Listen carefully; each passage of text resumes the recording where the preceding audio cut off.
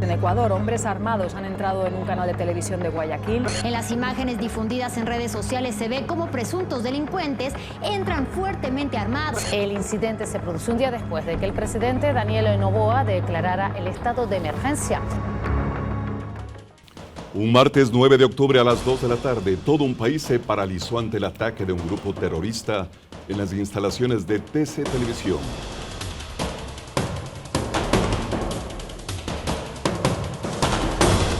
Este hecho repudiable ocurría un día después de que el presidente Daniel Noboa declarara estado de excepción por grave conmoción interna.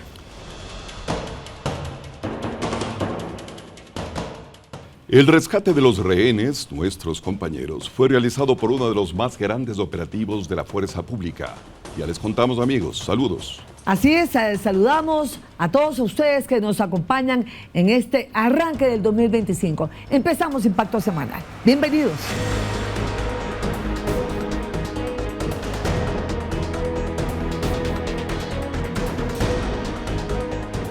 Cayeron presos varios delincuentes involucrados en hechos delictivos en la ciudad de Guayaquil.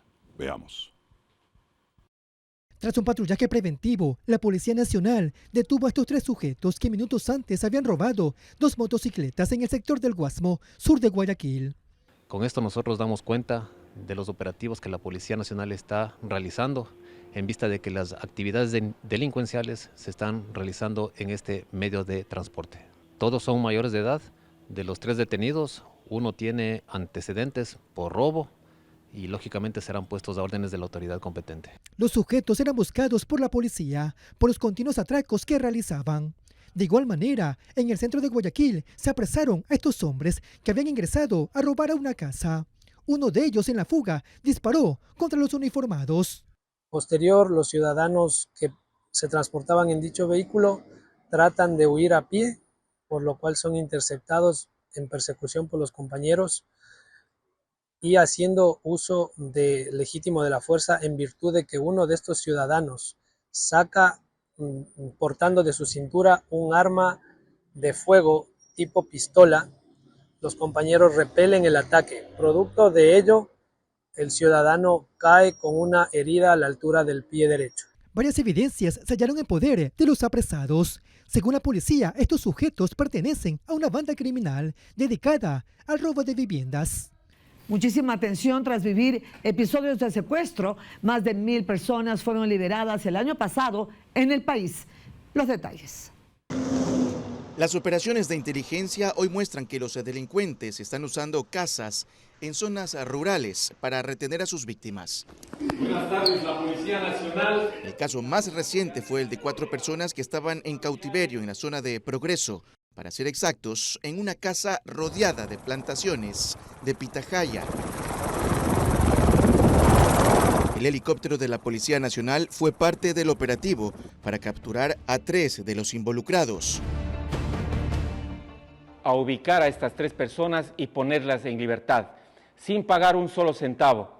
Otro detalle que trasciende en estos casos es el de la ubicación de estas viviendas. Casi siempre están en zonas de difícil acceso. En el 2024 la policía liberó a 1,116 personas que fueron secuestradas. Todas en su momento estuvieron amarradas y en algunos casos con la supervisión de un delincuente. En las zonas rurales, los habitantes se pronuncian sobre el ilícito. Es que puede ser para muchas cosas: secuestro, drogas, violaciones. En zonas apartadas de Daule y Durán, también se registra el mismo patrón que en Guayaquil. Las casas abandonadas son utilizadas por los delincuentes. Vemos la evidencia, colchones con cuerdas, que es para llevar a personas secuestradas. No basta solamente con detener a las personas, hay que quitarle esto que es su herramienta del crimen. Actualmente se establecen estrategias para neutralizar estos grupos delictivos que intentan asentarse en las zonas rurales. El bloque de seguridad dio otro golpe a los grupos delictivos en 7 provincias. Estas son las imágenes.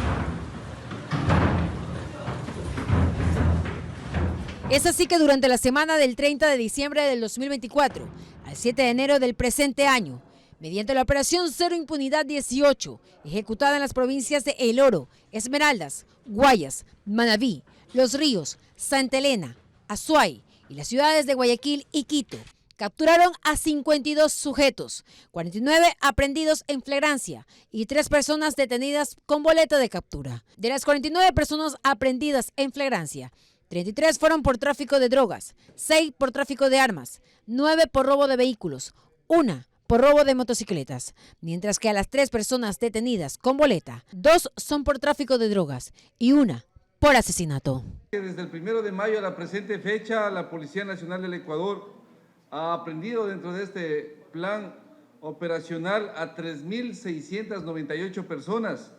De igual manera ha hecho efectiva 395 boletas u órdenes de detención. Se ha aprehendido en kilogramos 28.566 sustancias sujetas a fiscalización. Mediante 41 intervenciones se recabaron varios indicios, entre ellos 5 armas de fuego, entre ellas 4 pistolas y un revólver, 86 cartuchos, 41.66 kilogramos de droga, 6 vehículos y 2 motocicletas fueron aprehendidas, mientras que 4 vehículos y una motocicleta fueron recuperadas, 40 teléfonos celulares y dinero en efectivo. Esta operación se dio en el marco de la implementación de la Fuerza de Investigación Anticriminal FIAC, que lleva adelante la Dirección General de Investigación de la Policía del Ecuador, en un trabajo coordinado con la Fiscalía General del Estado. Es por eso que la policía hace un llamado a la ciudadanía para que denuncie estos actos delictivos y poder así capturar a los delincuentes. Precisamente un niño secuestrado en Quito fue liberado en el Carmen, en la provincia de Manabí. Les contamos más. Este es el emotivo momento en el que la madre recibe a su niño de manos de la policía que ejecutó el rescate días después de haberse registrado el secuestro. Gracias por confiar en la Policía Nacional. Las investigaciones ya iniciaron hace 11 días y continuarán las investigaciones hasta dar con todos los responsables de este evento. El menor era retenido en una alejada zona de El Carmen, en la provincia de Manabí, hasta donde llegaron los agentes de la unidad antisecuestros para detener al autor del delito, que además registra antecedentes por la misma causa. Esta persona tiene como un antecedente en el 2020, tiene también ya por un secuestro, el mismo modo de operandi que le secuestró a 2 menores de edad, asimismo en la ciudad de Quito, a través del engaño, y les trajo acá al Cantón El Carmen, y fueron rescatados también esos menores de aquí en el Cantón El Carmen. La madre del infante agradeció la labor de la policía, que le permitió reunirse nuevamente con su niño tras más de una semana de angustia al no conocer su paradero. Ella cuenta cómo fue el secuestro. Yo dejé a mi hijo en el local con la señora que me cuida y el señor con engaño se llevó a mi hijo. Le mandó a comprar un almuerzo para darle a mi hijo y cuando vino la señora ya se lo había llevado. En Pifo, donde ocurrió el secuestro, se han tomado medidas de precaución. Las madres tienen más cuidado y evitan dejar a los niños solos por las calles, pues temen que algo malo les pueda ocurrir. Lo que hemos tomado es no tomar los mismos rumbos diariamente, o sea, coger un rumbo diferente, igual para llegar a la casa tener listas las llaves para no quedarme mucho tiempo fuera. Se espera que esta vez las autoridades dejen tras las rejas al autor del secuestro, debido a que no es la primera vez que comete el delito y que podría reincidir si es que regresa a las calles. El 29 de este mes, los vocales de la Judicatura terminarán su periodo, para lo cual el Consejo de Participación Ciudadana ha iniciado ya la selección y designación de nuevos administradores de la justicia en el país. La Constitución de la República del Ecuador establece 10 días plazo para que las funciones del Estado envíen las ternas al Consejo de Participación Ciudadana y Control Social, y así se pueda designar a los nuevos vocales del Consejo de la Judicatura. Si bien es cierto no se cumplió este plazo, aún existiría un tiempo para que puedan enviarse los nombres de quienes conformarían las ternas y con ello designar a las nuevas autoridades de justicia del Ecuador. Nosotros tenemos la responsabilidad de revisar junto a la ciudadanía, activando los mecanismos de participación, en este caso las veedurías, para revisar que no tengan prohibiciones e inhabilidades o ningún problema con la justicia o algo que dañe su trayectoria.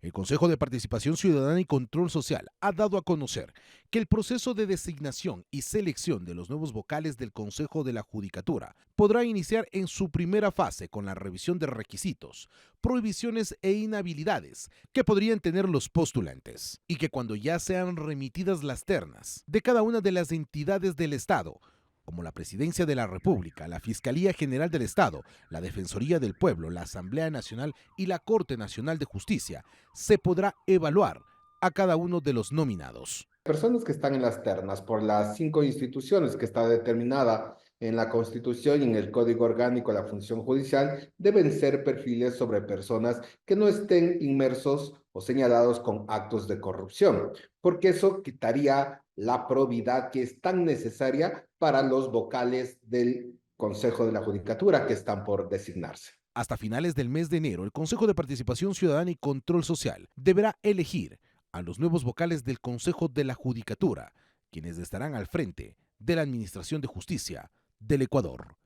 Mucha atención, la Fiscalía General del Estado presentó su dictamen acusatorio en contra de los 23 procesados del caso Purga. Este 7 de enero, en la audiencia evaluatoria y preparatoria de juicio, el juez Javier de la Cadena declaró válido todo lo actuado en el proceso judicial por delincuencia organizada en el caso Purga. El fiscal subrogante Wilson Toainga, una vez evacuada esta primera instancia en la diligencia, inició con la exposición de su dictamen acusatorio en contra de los 23 procesados. Toainga señaló que en el caso Purga existió una cúpula criminal que estaba conformada por Pablo Muentes, quien en aquel entonces era legislador de la República por el Partido Social Cristiano, y estableció relaciones cercanas con Mercedes Villarreal, Fabiola Gallardo y el ex magistrado Johan Marfertán, y en conjunto también con Mayra Salazar. Dijo que tenía un caso de contaminación en el sistema de justicia del Guayas. Hasta el momento, cuando va con la acusación, se refería solo a tierras. En el dictamen acusatorio de la Fiscalía General del Estado, se señaló a Pablo Muentes como autor directo del delito de delincuencia organizada y a los otros 22 procesados como autores directos. Esperamos nosotros, porque no solamente es mi cliente, son algunas personas, creo yo, que si bien creo que tiene Fiscalía un caso sólido para poder armar, hay personas con las que se equivocan y con las que ese análisis se les fue de la mano. Una vez que termine la presentación del dictamen acusatorio en contra de cada uno de los procesados en esta causa, la defensa de los procesados tratarán de evitar a que sean llamados a juicio, pero de ser el caso, tendrán que enfrentar a la justicia en un proceso que podría durar varias semanas. Vamos a hacer una breve pausa, pero enseguida, muy pendientes, pues arrancó ya oficialmente la campaña electoral, Carlos. Haremos un análisis completo de la campaña electoral y sus cifras. Esto y mucho más aquí en Impacto Semanal.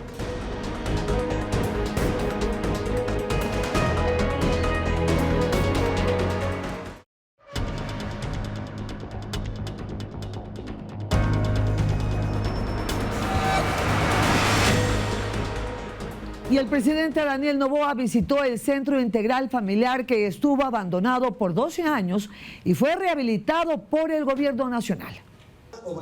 El presidente Daniel Noboa partió la torta de Reyes que compartió con los niños y niñas del Espacio Integral Familiar La Ferroviaria. Le tocó la figurita al presidente, la persona a la que le toca la figurita.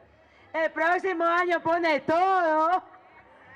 Como regalo, Valeria, una de las niñas que asiste a ese centro, dedicó un villancico al presidente Daniel Noboa. Si me ven, voy camino de Belén. El mandatario contó que este espacio estuvo abandonado 12 años. Fue rehabilitado por el gobierno nacional. Estaba en muy mal estado. Hemos hecho un trabajo titánico de varios ministerios para que se pueda rescatar esto que puede ser el corazón de la comunidad y el lugar donde cada una de las familias puede compartir, puede tener también un espacio para desarrollar cualquier actividad, si sea una actividad artística, también el cuidado de sus niños. María José es beneficiaria de este espacio de integración familiar porque su hijo asiste mientras ella trabaja. Para mí dejar a mi hijo aquí significa, me da seguridad, confianza, saber que hay un espacio donde nos reciben a toda la familia. Gracias por su compromiso con la comunidad, gracias por todo este gran proyecto, por haber recuperado este espacio tan bonito, gracias por todo lo que usted da y hace sentir que es importante las familias de la Ferroviaria. La ministra de Inclusión Económica y Social explica que todos los vecinos de la Ferroviaria se benefician porque este centro también permite que asistan a talleres de música y cocina, por ejemplo. Aquí tenemos servicios sociales como educación, salud, telecomunicaciones. Tenemos los puntos digitales, tenemos coworking que funciona acá. Niños, niñas y sus familiares compartieron de la torta de Reyes junto al presidente de la República y sus ministros. Arrancaron los trabajos de construcción de las vías de acceso al quinto puente en 2 tramos en Guayaquil. Es un proyecto de 44 kilómetros con 5 puentes que conectarán las vías de los cantones Guayaquil, Durán, Yaguachi, Naranjal y El Triunfo. Hemos tenido gobiernos en el pasado que se han hecho los locos, por más que ya estaban hechos los estudios, algunos bien hechos, algunos mal hechos. Nunca hicieron el esfuerzo para sacar adelante, no había la voluntad popular. El quinto puente de Guayaquil o puente sur sobre el río Guayas es el claro ejemplo de nuestra determinación. Hoy iniciamos trabajos, hoy iniciamos también el cumplimiento del sueño de muchos guayacenses, de muchos guayaquileños, de muchos transportistas, de muchos comerciantes, exportadores, que siempre hablaban del quinto puente con una ilusión de reducir costos, una ilusión de tener seguridad, una ilusión de reducir también tiempos. El primer paso para la ejecución del proyecto del quinto puente, que tendría un costo superior a los $1.000 millones, fue actualizar estudios de tráfico y diseños, además de establecer alianzas público-privadas. El aporte estatal será de 120 millones en 2 tramos. Poniendo recursos a través de obra pública tradicional y decidimos hacerlo a través de la construcción del tramo 4 y 5, que son 24 kilómetros, 2 puentes, uno sobre el estero Mojahuevo de 50 metros, uno sobre el río Bulubulu de 225 metros y lo decidimos hacer con la prefectura del Guayas porque está directamente entrelazada con las vías delegadas a la prefectura. El puente principal estará en Guayaquil, de donde se exporta el 87% de la mercadería del país. La obra permitirá mitigar el tráfico pesado y los accidentes, reduciendo el tiempo de viaje de 2 horas a 45 minutos. Bueno, esta es una obra que no solamente trae reactivación económica para la provincia del Guayas, para los cantones, sino que requiere también de una coordinación con la ciudad de Guayaquil, porque el puente termina en la ciudad de Guayaquil y por otro lado va a dinamizar todo el ámbito logístico de la transportación de la carga pesada exportable y que se importa al país desde Guayas para todo el Ecuador. La construcción de los tramos 4 y 5 tomará cerca de 2 años y beneficiará a 500.000 habitantes de la zona de influencia. El primer mandatario, Daniel Noboa, visitó la provincia de Esmeraldas para constatar el avance de los trabajos que desarrolla el gobierno en la infraestructura vial. Veamos. En medio del cariño y apoyo de los habitantes, el presidente Daniel Noboa llegó a Esmeraldas para constatar el avance de los trabajos que se desarrollan para mejorar la infraestructura vial de la provincia. Nosotros aquí hemos dado seguridad, hemos generado empleo por medio de obras. Esmeraldas ya no va a ser una provincia olvidada, va a ser recordada siempre como el ejemplo de resiliencia, el ejemplo de lucha y el ejemplo también de un protagonismo único como siempre se lo ha merecido. El objetivo es promover la conectividad del comercio y el turismo con el mantenimiento de la carretera E15 en los tramos Yede Calderón, Yede Borbón, Yede Las Peñas, Palestina, Redondel del Aeropuerto, Paso Lateral de Tachina, San Mateo. Muchas vías han enfrentado un desgaste significativo, lo que ha dificultado la conectividad y la calidad de vida de quienes transitan diariamente por ellas. La carretera E15 es fundamental para la integración de los cantones de San Lorenzo, Eloy Alfaro, Río Verde y Esmeraldas. El mantenimiento vial permitirá desplazamientos más seguros y eficientes para turistas y transportistas. Además, productores y comerciantes de Esmeraldas podrán llevar de manera ágil sus mercancías a los puntos de expendio. Nosotros nos sentimos muy afortunados de tener un presidente el día de hoy que se da cuenta de las necesidades que tiene nuestra provincia y nuestro cantón. Sobre todo es importante agradecerle como transportación que hoy en día con esta red vial, aparte del tema de seguridad vial que nosotros siempre hemos pedido. La vía E15 está beneficiando a nuestros campesinos, a nuestros niños, adolescentes, hombres y mujeres que trabajamos el campo para darle a la ciudad y al país mejores días. Serán 142 kilómetros intervenidos que beneficiarán directa e indirectamente a 591.083 esmeraldeños, obras que además han generado más de 470 plazas de empleo. La campaña electoral marca el inicio de las elecciones del 9 de febrero y desde este martes empezará la distribución de papeletas al exterior. Más de 1.300 candidatos están habilitados para acceder al Fondo de Promoción Electoral y realizar actividades proselitistas hasta las 23:59 del jueves 6 de febrero. Mientras ellos hacen campaña, en el CNE supervisan el avance de la impresión de papeletas y material electoral. También estamos ya por empezar la fase de integración de los documentos electorales en la empresa integradora. Estamos ya en este día, el día de mañana empezaremos los despachos de material electoral hacia las jurisdicciones del exterior. Este domingo 12 de enero a las 20 horas se llevará a cabo el debate vicepresidencial en la ciudad de Guayaquil. Organizado por instituciones académicas, este encuentro no será obligatorio y su asistencia es optativa para los aspirantes a la vicepresidencia. En esta etapa final del proceso electoral destacan hitos claves, como el primer simulacro electoral programado para la mañana del 19 de enero. Ese mismo día, en horario nocturno, a las 19 horas, se realizará el debate presidencial obligatorio, donde los 16 candidatos a Carondelet expondrán sus propuestas. Este evento, organizado por el CNE, será transmitido en vivo a través de radio y televisión a nivel nacional. Paralelamente, avanzan las capacitaciones para los miembros de las juntas receptoras del voto. En la provincia de Pichincha, por ejemplo, el 30% de los seleccionados ya ha cumplido con esta obligación. Sí necesitamos que se capaciten porque del trabajo que ustedes hagan, los miembros de las juntas receptoras del voto, van a hacer una baja tasa de inconsistencias. Un total de 13.736.314 ecuatorianos están convocados a ejercer su derecho al voto el próximo 9 de febrero. El cambio de domicilio como tal es una actividad permanente. O sea, si usted quiere cambiarse de domicilio electoral en este momento, lo podría hacer, pero ya no le es hábil para este proceso electoral, sino para el próximo. El 9 de febrero, entre las 7 y 17 horas, los ecuatorianos acudirán a las urnas para elegir a 158 nuevas dignidades. Por primera vez en la historia del país habrá un debate entre los candidatos a vicepresidente de la República. 14 vicepresidenciables formarán parte del debate el próximo 12 de enero en Guayaquil. Este lunes varios de ellos participaron del sorteo que estableció el orden de participación. Lo hemos hecho en conjunto, de forma transparente, lo hemos hecho aquí en Guayaquil, lo hemos hecho en Quito, lo hemos hecho en reunión vía Zoom para que ellos vayan conociendo cómo es este proceso, también acogiendo sugerencias y aportaciones de los candidatos de forma transparente. El debate se dividirá en dos bloques, de 19 horas a 20 horas 30 la primera franja con 7 participantes y luego la segunda con los otros 7 restantes.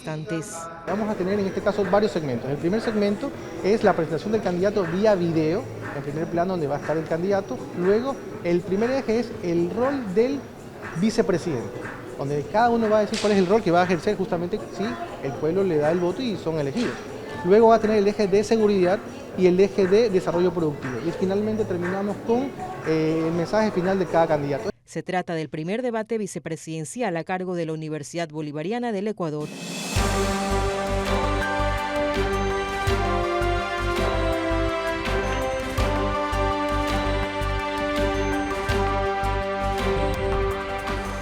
En medio de una guerra declarada contra la delincuencia organizada y una tensa polarización política, se dio inicio a la campaña para elegir a las principales dignidades del país. Presidente y vicepresidente, 151 asambleístas, es decir, 14 más que el periodo anterior, y 5 parlamentarios andinos. Esta campaña se inició el 5 de enero y se extenderá hasta el jueves 6 de febrero. Tendrá una duración de 33 días. Veamos la campaña en cifras. El Pleno del CNE aprobó la asignación del Fondo de Promoción Electoral de cerca de 14 millones de dólares, que debe ser destinado únicamente para la propaganda en televisión, prensa, radio, vallas publicitarias y medios digitales. Este monto será distribuido de la siguiente manera. Atención. Binomios presidenciales, alrededor de 5.180.000 dólares. Las cifras exactas ustedes la pueden ver en pantalla.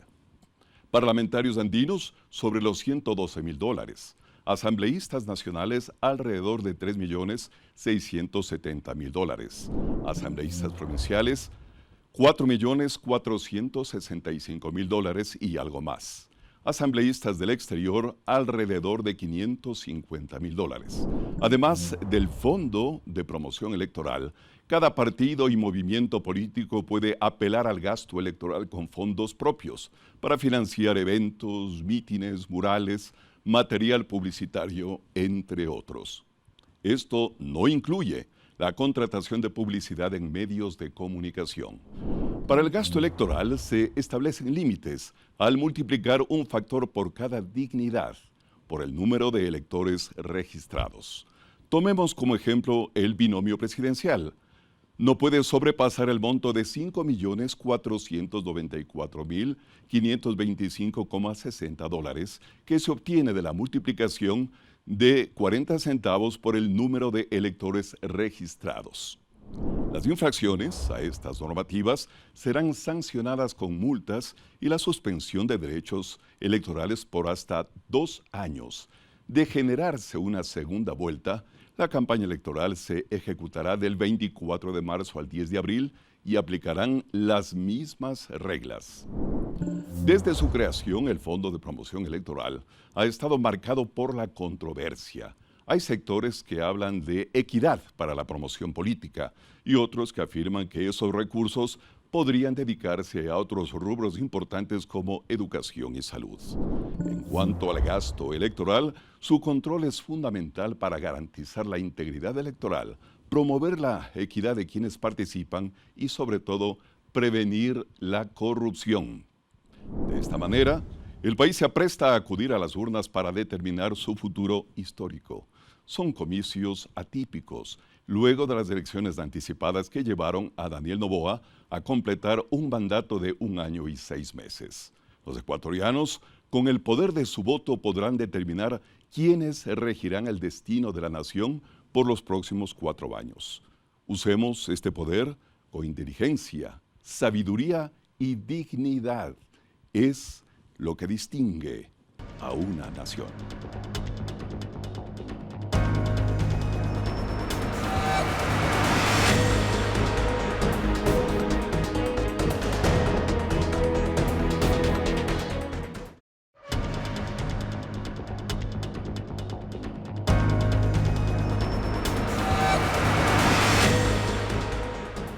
Les contamos a ustedes cuál es la sentencia que purgan los atacantes de TC Televisión. El autor intelectual afronta un proceso de deportación de España.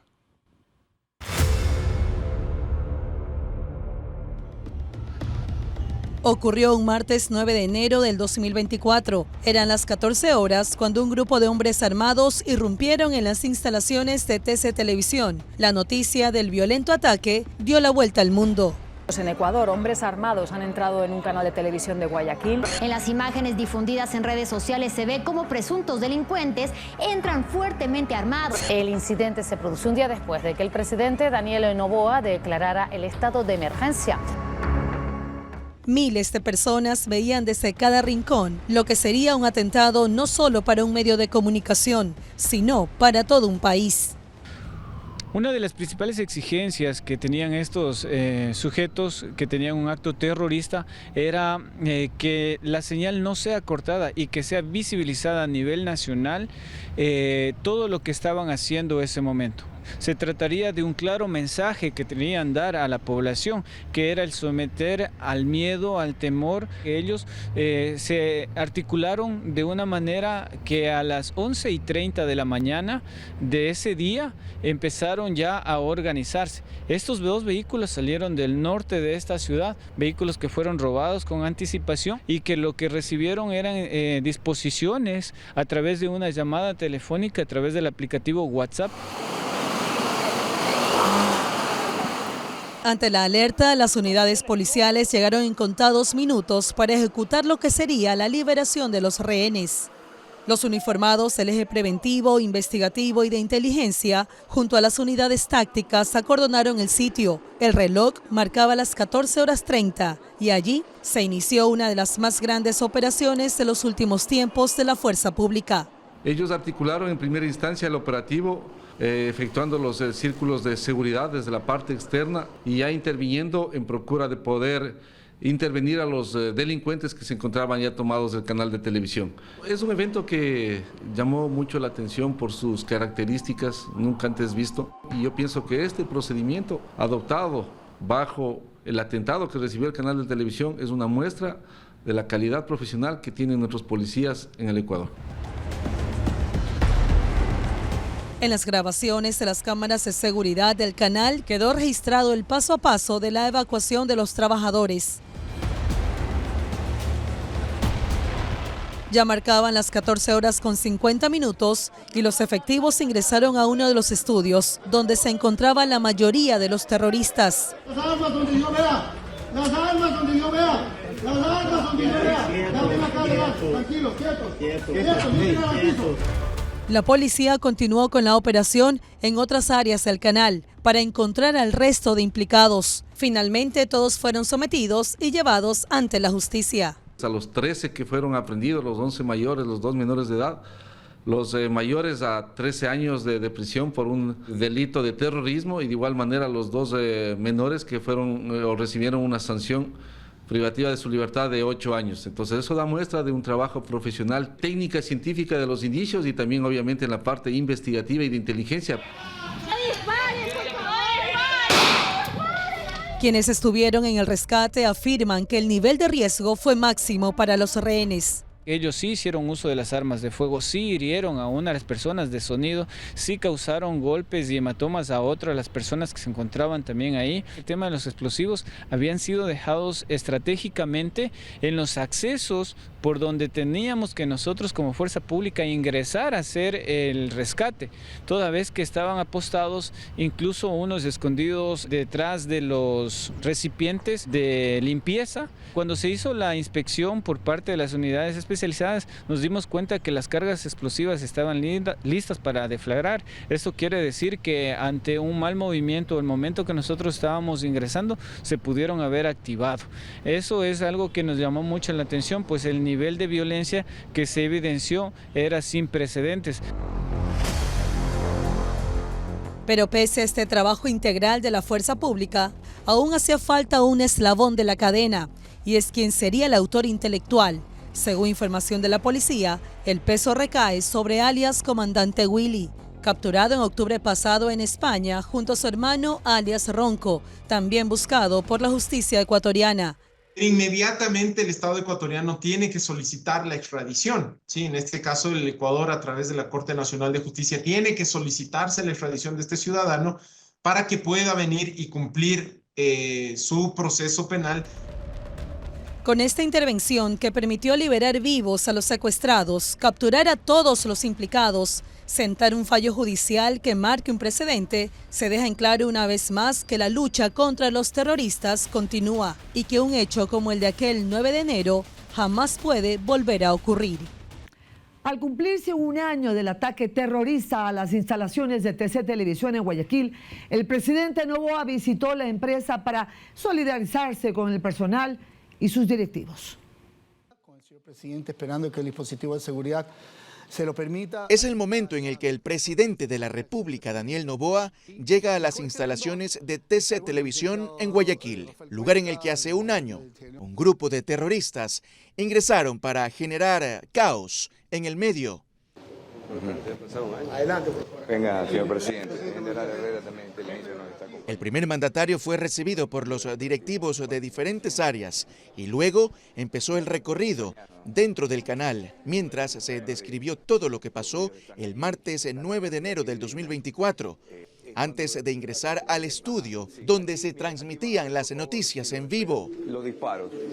Ellos no entraron con armas de juguete, ¿no? Están los disparos acá de armas de fuego. Por favor, que estamos, Gustavo Navarro. El jefe de Estado ingresó al estudio. Estaba muy atento al relato y con el pasar de los minutos se pronunció sobre lo ocurrido en TC Televisión y también en el Ecuador, justo ese día. No fue fácil. Tuvimos también lo de Turing. Fueron días duros, de negociaciones y peleas bien fuertes, pero tuvimos que actuar. El mensaje se difundió a nivel nacional en medio de un ambiente inédito. Ser el presidente que declara la guerra, cuando nosotros siempre fuimos un proyecto de paz, iniciar un mandato declarando una guerra no es fácil, pero tuvimos el respaldo de la gente. Ya en el set, los televidentes conocían nuevos detalles por parte de quienes estuvieron al frente de esos momentos de crisis hace un año. Los explosivos estaban cebados, es decir, técnicamente se estaban ya armados. Nosotros hubiéramos tenido un escenario catastrófico en el sentido de que si uno de esos explosivos hubiera explotado. Esto era inadmisible en el Ecuador y que la instrucción fue confiando en ese profesionalismo, que las vidas, sobre todo de los inocentes, sean inmediatamente liberadas. En la transmisión, el presidente Noboa dejó este mensaje. Acordémonos cómo fuimos el enero pasado, la valentía de las Fuerzas Armadas, de la Policía Nacional y de cada uno de nosotros, que muchos no dormimos varios días para asegurarnos de que el pueblo ecuatoriano esté con tranquilidad, con seguridad. Al final, el jefe de Estado se solidarizó con los trabajadores e hizo un llamado a todos los ecuatorianos para defender la democracia. Los racionamientos de eléctricos en el país han sido superados. El gobierno ha realizado la inversión necesaria en el sector energético. Que los racionamientos que enfrentó Ecuador durante 3 meses no se volverán a repetir y que este insumo está garantizado, fue lo que mencionó la ministra de Energía, Inés Manzano. Yo tengo que garantizar, al contrario, porque hemos hecho un esfuerzo extraordinario para poder tener más generación termoeléctrica. Acuérdense que la generación termoeléctrica es la generación en firme. Pues el esfuerzo de cubrir con el déficit de energía en el país, que sobrepasaba los 1.080 megavatios, se han gestionado por agua y tierra y son aproximadamente 1.700 megavatios que ahora se usan, a lo que las autoridades atribuyen a gestión y están distribuidos en 300 megavatios en renta de generación, 204 de la hidroeléctrica Toachi-Pilatón, 450 de la importación de electricidad con Colombia, 91 de Esmeraldas 3 y 696 megavatios en la recuperación de generación de centrales térmicas. Las soluciones que nosotros estamos buscando siempre es para un escenario autónomo, es decir, Ecuador con su propia generación es capaz de abastecer su demanda. Todas las acciones están orientadas siempre a dar una solución definitiva y en eso estamos trabajando ahora. Pero eso no es todo. Para que Ecuador no vuelva a pasar por una crisis energética, se está realizando la adquisición de nueva generación a mediano plazo. Lo más rápido posible. Y luego también tenemos lo que se llama ciclo combinado, que eso se demora entre 18 a 24 meses, que también estamos por lanzar a fines de este mes. Pero también a largo plazo, con proyectos como Santiago y Cardenillo, ambos ubicados en Morona, Santiago, con una capacidad de 2.000 megavatios y 580 que constan en el Plan Maestro de Electrificación. Esos proyectos de aquí en 10 años tienen que estar sí o sí ya en el sistema, porque están planificados. Entonces, estamos buscando la mejor forma, la mejor estructura financiera para poderlos desarrollar y digamos, en estos próximos días, próximas semanas, ya dar un paso a la consecución de estos proyectos. Ecuador en el 2024 tuvo una demanda de 5.046 megavatios y ha experimentado un incremento bastante alto. Antes del 2022 creció un ritmo del 3 y 4% al año, pero en este año viene creciendo anualmente en un 11%. Las hidroeléctricas han mejorado por las condiciones climáticas, pero autoridades también apuntan al cambio de una matriz eléctrica. Uno de estos es la energía eólica de Villonaco, el proyecto de geotermia de Chachimbiro y la energía nuclear, que es firme y una de las más limpias del mundo. Les contamos que en Ecuador existen 65 plataformas de pronósticos deportivos y cada una deberá pagar una tasa anual de más de $300.000. Veamos. A través del decreto ejecutivo 487 se interpuso una tasa anual a las plataformas de pronóstico deportivo de $307.850, equivalentes a 655 salarios básicos unificados, con lo cual el gobierno nacional no solamente regulariza la actividad de las plataformas de pronóstico deportivo, sino también busca una recaudación que podría llegar a los $20 millones, generando ingresos para el fisco ecuatoriano. Estamos esperando con expectativa la normativa que emitirá el Ministerio del Deporte, a quien le ha encargado la competencia para regular esta situación. Sin embargo, sí es un avance que se hayan creado este tipo de figuras, como la licencia que usted bien lo menciona, de más o menos $300.000, y las cuales pues entiendo que todas las empresas formales están sin ningún problema dispuestas a pagar. En esta reforma se plantea puntualmente el cobro de una licencia que será emitida por parte del Ministerio del Deporte, quien será el órgano rector, junto con el Servicio de Rentas Internas. Hasta el momento las autoridades han logrado identificar a cerca de 65 operadoras de pronósticos deportivos en el país, de las cuales 2 estarían domiciliadas en el extranjero. Toda actividad económica que genere ganancias deberíamos aportar al Estado para el bienestar común de todos, ¿no? Esta actividad económica en el país estará regularizada en una primera fase y se espera que en los próximos meses se pueda gestionar ya una ley que enmarque la actividad económica, generando una normativa que reglamente los usos, aplicaciones y así también las sanciones a quienes incumplan los reglamentos interpuestos por las autoridades. Les contamos, amigos, que con el incremento al salario básico unificado, los valores de multas de tránsito también suben en Ecuador.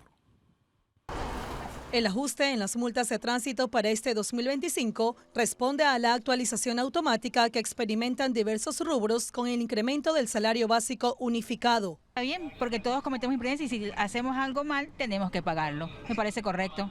Definitivamente creo que no. Incluso los valores que actualmente se pagan por las multas de tránsito son valores altos, exagerados. Entre las infracciones más comunes y sus respectivas multas están: no colocarse de forma correcta el cinturón de seguridad, una multa de $70.50. Lanzar desperdicios el auto costará $94. Conducir sin licencia, ya sea por olvido o por no tenerla, costará una multa de $47. Para quienes hagan uso excesivo de la bocina, deberán pagar $23.50. Quienes excedan el límite de velocidad tendrán una multa de $141. Conducir sin la respectiva placa del vehículo o cualquier tipo de automotor tendrá una multa de $470. Estacionarse en sitios exclusivos para personas con discapacidad registra una multa de $47. Para quienes usan el celular mientras conducen, deberán pagar $47. Y conducir en estado de embriaguez registra una multa de $470. Aquí la gente, no, tengo que virar por aquí, entonces se viró. Imagínense. Se cruzan 3 carriles. Se cruzan 3 carriles. El señor que va aquí en carril izquierdo se cruza al derecho. Tenemos que respetar las leyes de tránsito, porque a todos nos afecta el bolsillo. No obstante, la inconformidad de pagar estos valores derivan de las múltiples multas inconsistentes que han sido impugnadas por un gran número de choferes. Es un problema porque en la Tarzana hay una parte donde dice que no se puede parquear, pero no hay ninguna señalización que lo diga. Y aparte encuentra la foto. Entonces yo le reclamé a la ATM y ellos me dijeron que tenía que pagar y tuve que pagar la multa. O sea, no hubo impugnación que valga. No hay señalización donde dice donde no se puede parquear. O sea, usted tenía la razón. Sí. Nuestro vehículo es vehículo liviano, ¿verdad? Dice 70 kilómetros, un letrero, servicio liviano. Pero en cambio, uno confiado cuando va avanzando 30, 40 metros, en el piso, no un letrero, en el piso dice 50 kilómetros máximo los vehículos de transportes públicos. Y ahí viene la trampa y nos toman la foto. Para los conductores que no respeten la restricción vehicular del pico y placa en Quito, pagarán de $69 a $70.50. Pongan mucha atención, pues la influenza maltratada puede derivar en una neumonía. Vamos a conocer a continuación las maneras para identificar si ese resfriado es un proceso viral o es bacteriano. Belén y su hijo, apresurados antes de acudir a la cita médica, compran las mascarillas, que a su criterio los protegen de cualquier virus que puedan afectar sus vías respiratorias, pues reconocen que existe un incremento de estas afecciones. También tomamos vitamina C, tratamos de lavarnos las manos, alimentarnos bien. Hoy día no ha sido mucho la venta de mascarilla. ¿Y a cuánto está? 25 por unidad y las 10 unidades $1. ¿Económicas? Económicas, sí. Esperemos que mejore la venta y también la gente se cuide. Los médicos recomiendan tomar en cuenta qué tipo de síntomas presentan para saber si se trata de COVID, influenza o cualquier otro proceso bacteriano. Generalmente los rinovirus, que son los virus más comunes de gripe, tienen un inicio y tienen un final del 1 al día 3 y no desarrollan fiebre, solo congestión nasal. Pero si usted ya tiene un adenovirus o si tiene un virus ya más complicado, este virus va a desarrollarse en 5 a 7 días. A las casas y centros de salud comienzan a llegar de a poco los pacientes con algún síntoma relacionado a las vías respiratorias. En su mayoría son niños y adultos mayores. Tenemos que estar prevenidos más por los niños, que son los más vulnerables, que pueden caer más enfermos. Nosotros podemos aguantar un poquito más, pero los niños son los más afectados en este momento. Me imagino que si el bebé empieza a toser, te empiezas a asustar. Claro que sí, como toda madre, pues uno tiene que estar preocuparse. ¿Y cualquier síntoma? Claro, al médico. Las medidas de prevención serán siempre la mejor forma de no hacer que el virus se propague. Para poder evitar esta influenza, tenemos en estos momentos aún, desde octubre hasta febrero del 2025, tenemos la vacunación y también el hecho de que un solo niño que va con una afectación respiratoria a su escuela puede contagiar a 5 o 10 niños alrededor y eso a su vez ir a las casas a contagiar a los adultos mayores. Hay que mandarlos con mascarilla y hay que cuidarse también tomando bastante limonada, vitamina C, lavarse bien las manos en todo momento. Después y antes de ir al baño todo hay que mantener el aseo. El regreso a clases y a las labores cotidianas, luego de reuniones masivas, podrían acarrear nuevos contagios. Por eso la importancia de, ante cualquier signo, evitar salir de casa. Hay un incremento de enfermedades respiratorias en el país, por lo que se recomienda adoptar medidas de prevención entre la población. Cada vez son más los pacientes de enfermedades respiratorias que llegan a los centros de salud del país con síntomas como tos, flema, dolor corporal, fiebre y otros. Hemos visto que hay 3 virus principales que circulan a nivel nacional. ¿Sí? Tenemos el virus sincitial respiratorio con un 39.1%, el virus del SARS-CoV-2 con un 24%, influenza tipo B con un 17.2%. Y para evitar el contagio, la ciudadanía debe tomar medidas de prevención como el lavado de manos y otras. Tiene que tener más cuidado. Yo en este momento mismo me iba a poner la mascarilla porque siempre ando con la mascarilla. Y hay que tener bastante cuidado de los resfríos porque las épocas también ya están lluviosas, todo eso. Pero grupos vulnerables como niños, adultos mayores, personas con enfermedades catastróficas y otras deben vacunarse para evitar cuadros graves en su salud. Ahorita en este cambio que está del clima, que está sol, está lluvia, entonces ahorita las enfermedades atacan, vienen y no se sabe qué mismo es la gripe que tiene.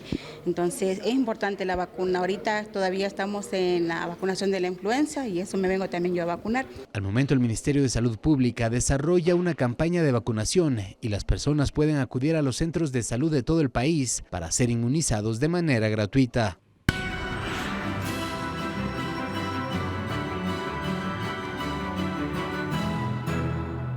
Entre las noticias internacionales se destaca la posesión de Nicolás Maduro. A continuación, una actualización sobre lo que está ocurriendo en Venezuela.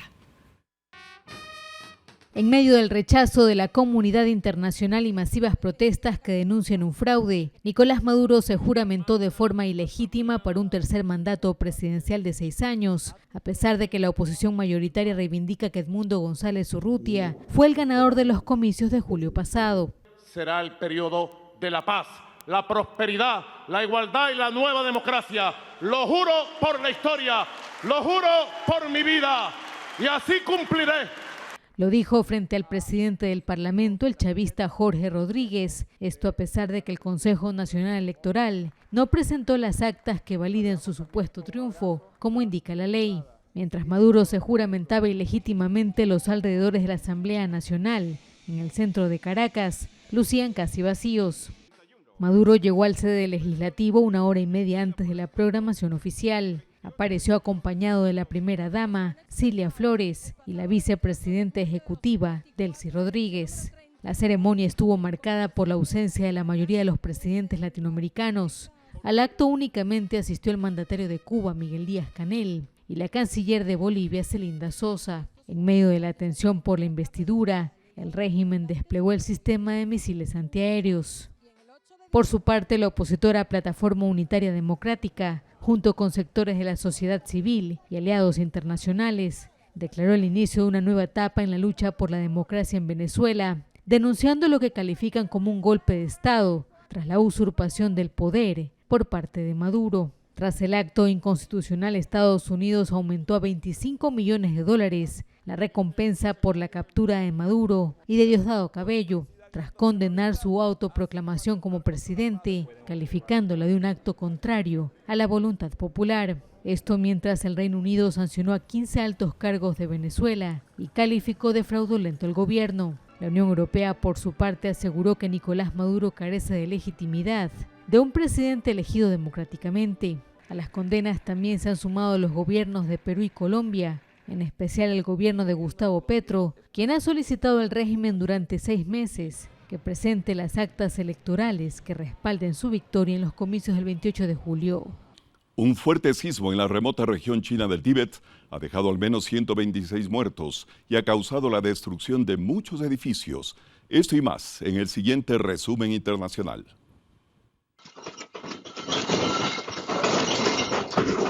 El terremoto tuvo una magnitud de 6,8 y se ubicó en el condado de Tingri, en la región occidental china del Tíbet, cerca de la frontera con Nepal, aunque los servicios geológicos estadounidenses calcularon la magnitud en 7,1.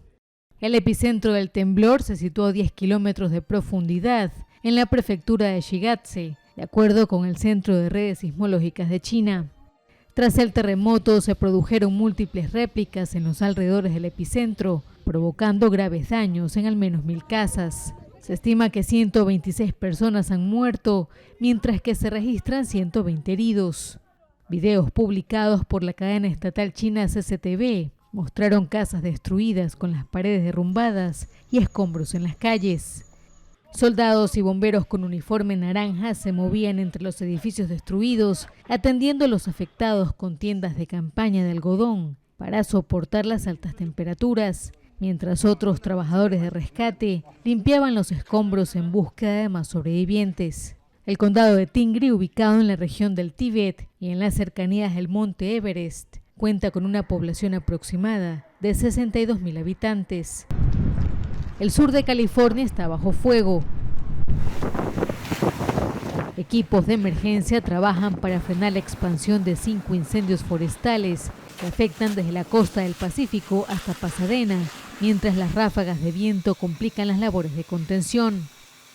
El de mayor preocupación para las autoridades sigue siendo el que se registra en Pacific Palisades, una lujosa comunidad a los pies de las montañas de Santa Mónica, en la costa oeste de Estados Unidos.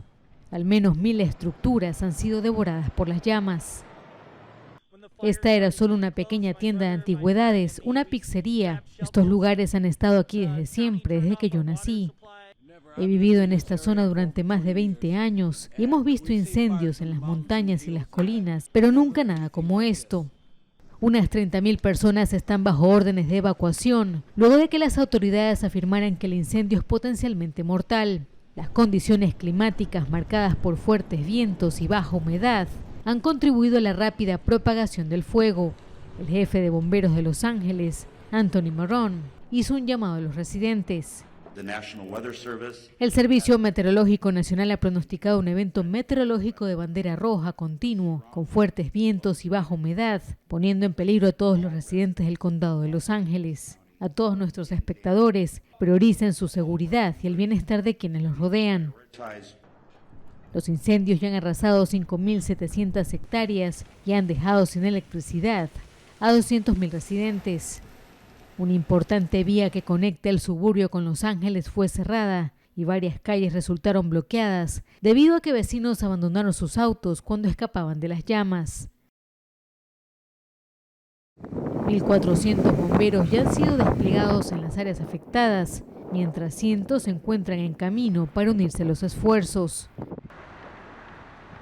En total, más de 80.000 personas han sido evacuadas.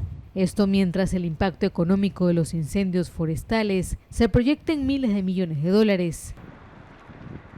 Muchos residentes en las áreas afectadas no poseen seguros contra incendios forestales debido al riesgo asociado con esas regiones. Las aseguradoras se han mostrado reticentes a ofrecer cobertura, lo que ha dejado a miles de personas vulnerables ante pérdidas materiales. El tiempo pasa volando, amigos televidentes. Hemos llegado a la recta final de Impacto Semanal.